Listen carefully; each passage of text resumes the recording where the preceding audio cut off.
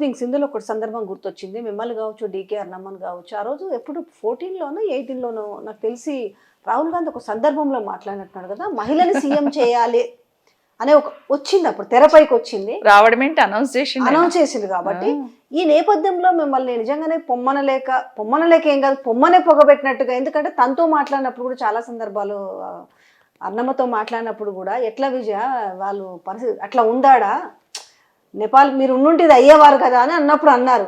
ఊరికనే బయటికి రాలేదు కదా, ఎంత సఫర్ అయి ఉంటే, ఎంత సఫకేట్ అయి ఉంటే వచ్చామనేది. అది కూడా ఒక కారణమేమో మేబీ. ఎందుకంటే ఉన్నారు కదా స్టాండర్డ్ పర్సన్స్. ఉండొచ్చు, కమ్యూనిటీ పనికి వస్తుంది, లేడీస్ అయిపోయినాం కాబట్టి అది కూడా ఉండొచ్చు. నేను అది కూడా మాట్లాడదలుచుకోలే, కానీ ఉండొచ్చు.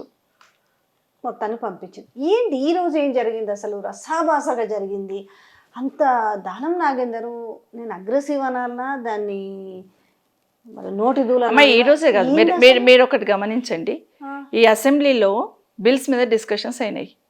ఏ ఒక్క బిల్కు సరిగ్గా సమాధానం వచ్చిందమ్మా? నేను ఆ రోజు హోమ్ డిపార్ట్మెంట్ మీద అంత అరిశాను కదా, రిప్లై చెప్పండి గవర్నమెంట్కి వెళ్ళి. మేము గతంలో ఉన్నప్పుడు ఒక్క ఇన్సిడెంట్ జరిగితే ఆ ఇన్సిడెంట్ని పట్టుకొని అసెంబ్లీని రోజంతా స్టాల్ చేసేవాళ్ళు. ఈ సంఘటన జరిగింది, ఏం చేస్తుంది గవర్నమెంట్ అని, ఏం చేస్తుందని. ఒకరోజు నాకు బాగా గుర్తుంది, మన మాసప్ ట్యాంక్ దగ్గర ఒక కాలేజ్ ఉండే, ఒక అమ్మాయి సూసైడ్ చేసుకుంది కాలేజీలోకి, జూనియర్ కాలేజీలోకి వెళ్ళి దుంకి. నన్ను ఆ రోజు 1 అవర్ ఇబ్బంది పెట్టిండ్రు అసెంబ్లీలో.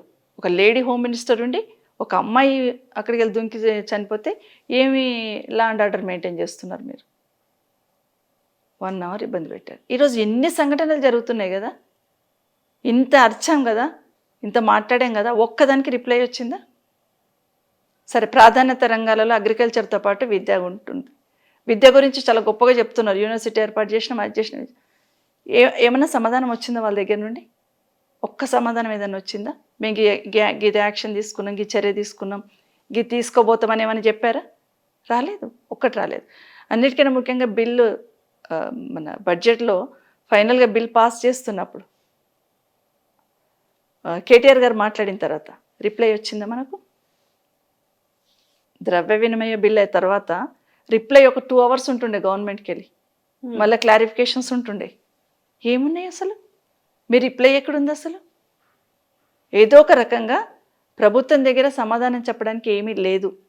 అన్నిటికన్నా ముఖ్యంగా వాళ్ళకి ఎవరికి అక్కడ అవగాహన లేదు. ముఖ్యమంత్రి గారు సమాధానం చెప్పాలి, లేదు కాబట్టి ఏదో ఒక రకంగా ఇష్యూని డైవర్ట్ చేసి పోస్ట్పోన్ చేసుకున్నా, లేకపోతే మామూలుగా బుల్డోజ్ చేసుకొని వెళ్ళిపోవడం. ఈ రోజు కూడా ఏం జరిగింది? డైరెక్ట్ బెదిరిస్తున్నారు, మీ అంతు చూస్తాం, మిమ్మల్ని బయట తిరగనివ్వము అనేసి మూకుమ్మడి. ఈ రోజు కూడా ఏం జరిగింది? జాబ్ క్యాలెండర్ అని పెట్టారు. అవును, జాబ్ క్యాలెండర్ అని పెడితే ఏమడిగాము? జాబ్ క్యాలెండర్ మీరు స్టేట్మెంట్ ఇచ్చారు కదా, మాకు 1 నిమిషం మాట్లాడే టైం ఇవ్వండి అన్నారు. ఇవ్వమంటారు? అరే, ఇంత ముఖ్యమైంది కదా, 2 లక్షల ఉద్యోగాలు మీరు 1 సంవత్సరంలో ఇస్తామన్నారు కదా, ఇప్పటికి 8 ఏళ్ళు అయిపోయింది, మాకు 1 నిమిషం టైం ఇవ్వండి అని కేటీఆర్ గారు ఒక 100 సార్లు అడిగారు. 1 నిమిషం టైం ఇవ్వండి, 1 నిమిషమే, 1 నిమిషం ఇవ్వండి, మాకు క్లారిటీ ఇవ్వండి అని. ఇవ్వలేదే. ఇవ్వకుండా నాగేందర్ గారికి ఇచ్చేసిండ్రు. అక్కడ ఏమైపోయింది? వీళ్ళు అడుగుతూనే ఉన్నారు పోడియం దగ్గర పోయి, ఇవ్వండి 1 నిమిషం, ఇవ్వండి 1 నిమిషం.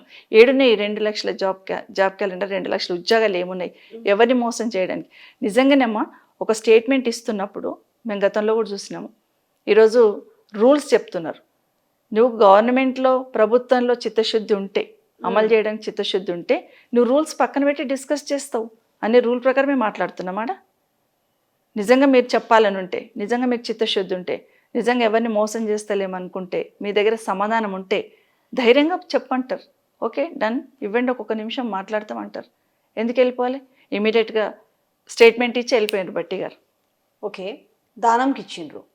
దానం మైక్ తీసుకోగానే, అంటే తనకి అవకాశం రాగానే రన్నింగ్ కామెంటరీ ఏమన్నా చేసిర్రా?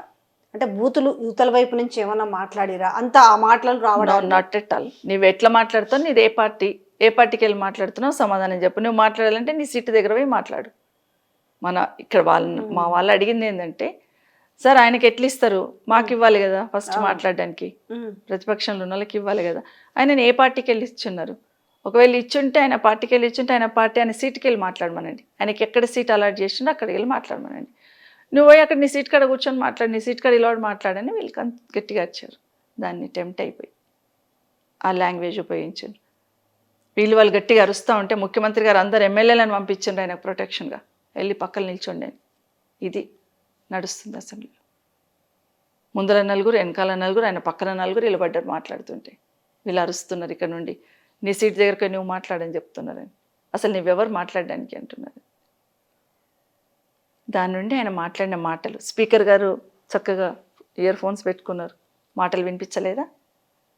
ఒక అమ్మని మాట్లాడుతుంటే, తల్లి ఎవరికైనా తల్లే కదా, అట్లాంటి లాంగ్వేజ్ అసెంబ్లీలో వాడుతూ ఉంటే వినిపించలేదమ్మా?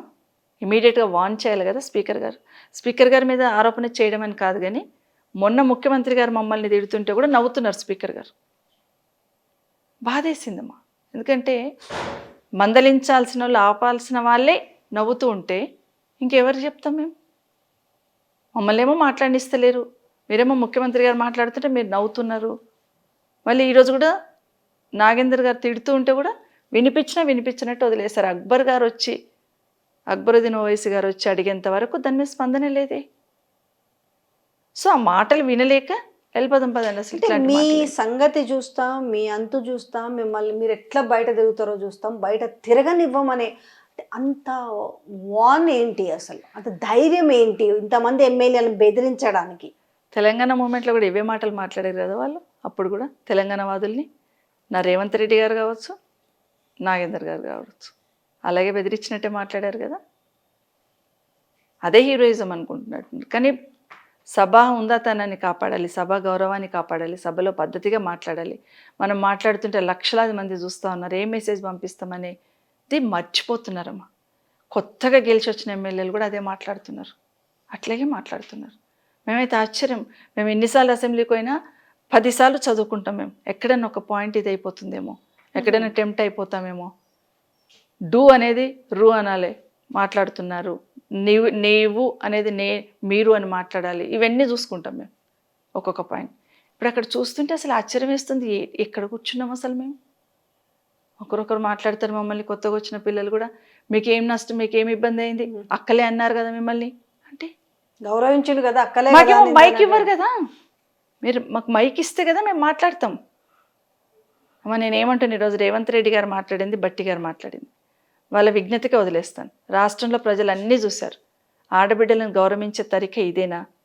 ఇలాగే మాట్లాడతారు అసెంబ్లీలో, అది వాళ్ళ విజ్ఞత. వాళ్ళ ఇంట్లో అక్క చెల్లెళ్ళు ఉన్నారు, వాళ్ళ ఇంట్లో ఆడబిడ్డలు ఉంటారు. అలాగే గౌరవిస్తామా మీ వాళ్ళని? అలాగే మాట్లాడతామా? పోనీ గమ్మునున్నారా ముఖ్యమంత్రి గారు? మళ్ళీ చిట్ చాట్లో మోసానికి ప్రత్యామ్నాయం సబితక్క అంట అనొచ్చా? ఏం మోసం చేసే? నెక్స్ట్ డే వచ్చి నడి బజార్లో పెట్టింది నన్ను అంటాడు. నడి బజార్లో పెట్టానా? ఒక కుటుంబంలోకి చేర్చాను నేను, ఒక పెద్ద కుటుంబంకి. ఈరోజు ఆ కుటుంబానికి పెద్ద అయిపోయినావు. ఈరోజు ఏడ కూర్చున్నావు? రాజభవనంలో కూర్చున్నావు, నడి బజార్లో కూర్చున్నావా? ఇవి మాటలు. ఇప్పుడు నీది నాది మాట్లాడుకోవడం కాదు, నువ్వు నేను వ్యక్తిగతంగా విమర్శ చేసుకోవడం కాదు. అసెంబ్లీలో చర్చించే సమస్యలు చాలా ఉన్నాయి. ఇది అవసరం లేదు, ఈ వ్యక్తిగత విషయాలు. అందుకే చెప్తున్నా, ప్రజలకు అర్థం కావాల్సింది అదేనమ్మా. వ్యక్తిగతంగా విమర్శలకు ఒక ముఖ్యమంత్రి గారు పోతున్నారంటే రాష్ట్రంలో ఎన్ని సమస్యలు ఉన్నాయి. ఈరోజు రుణమాఫీ అన్నారు, ఎంతమందికి మాఫీ అయింది? దాని గురించి అడుగుతాం కదా అసెంబ్లీలో, సమాధానం లేదు. ఈరోజు ఎక్కడ చూసినా అఘాయిత్యాలు, అత్యాచారాలు జరుగుతున్నాయి. అడుగుతున్నప్పుడు నువ్వు సమాధానం చెప్పాలి కదా ముఖ్యమంత్రిగా. జాబ్ క్యాలెండర్ అన్నావు, నువ్వు వివరించాలి కదా మాకు ఎక్స్ప్లెయిన్ చేస్తే ఆటోమేటిక్గా కింద నిరుద్యోగులకు పోతుంది కదా. మేం కాదు కదా ఉద్యోగాలు చేసేది, మేము అడుగుతుంది వాళ్ళ తరఫున కదా.